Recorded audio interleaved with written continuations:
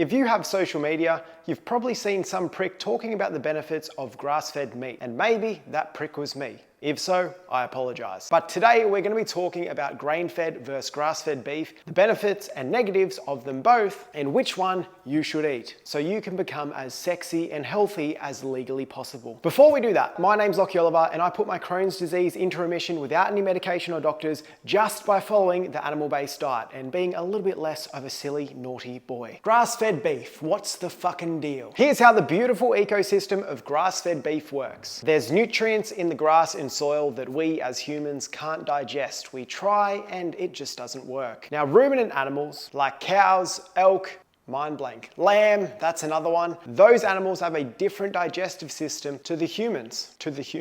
Sounds a bit odd when I say it like that. And the nutrients from the grass and soil that we usually couldn't digest are absorbed into the muscle, fat, and organ tissue of those animals. We humans eat those animals and then we get the nutrients from the grass and soil. It's a big, beautiful life cycle. This is why grass-fed meat is much more nutrient dense than grain-fed meat that you buy at the store. It's got more of the good shit, more omega-3, CLA, more vitamin A, E, K2, all of the Bs, and even that D. One of the most beneficial differences between grass-fed and grain-fed meat is the omega-3 to omega-6 ratio. Grain-fed meat, it generally has a higher omega-6 to omega-3 ratio. Grass-fed, grass-finished beef has a lower amount of omega-6 to omega-3 ratio and has higher omega-3s, which means it is less inflammatory for you.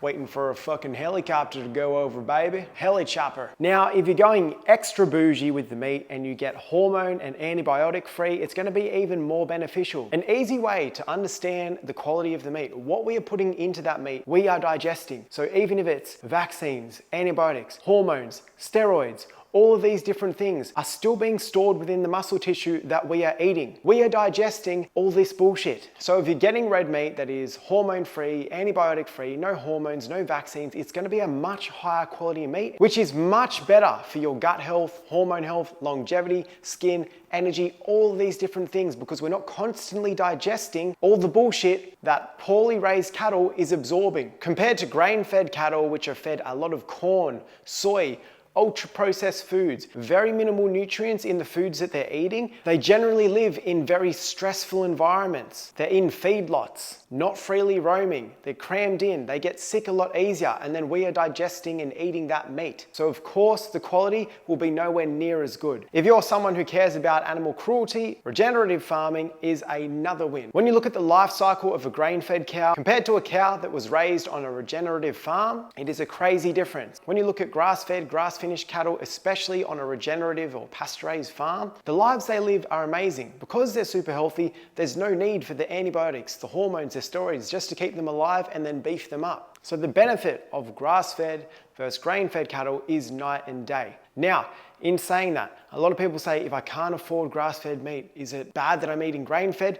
Not at all. If for whatever reason you can't access grass-fed beef, eating grain-fed is a much better starting place than not eating any red meat at all. When I first was diagnosed with Crohn's disease, I started with grain-fed meat before I learned all of this, and I still felt great. I felt the difference, I felt the benefits, but once I started getting really good quality beef, that's when it leveled up even further. So don't stress if you can't get grass-fed. A big misconception with people and animal-based eating is that you need to eat 5-star steaks every day, and it's just not true, because a lot of the influencers in the carnivore and animal-based space, they're always eating steaks and all this fancy tomahawks, and it's just not the case. You don't need to eat steaks every day. During the week, I eat mainly mince or ground beef, and then slow cook cuts of meat. Like osso buco is cheap as fuck. It's like $19 a kilo, which is fuck all.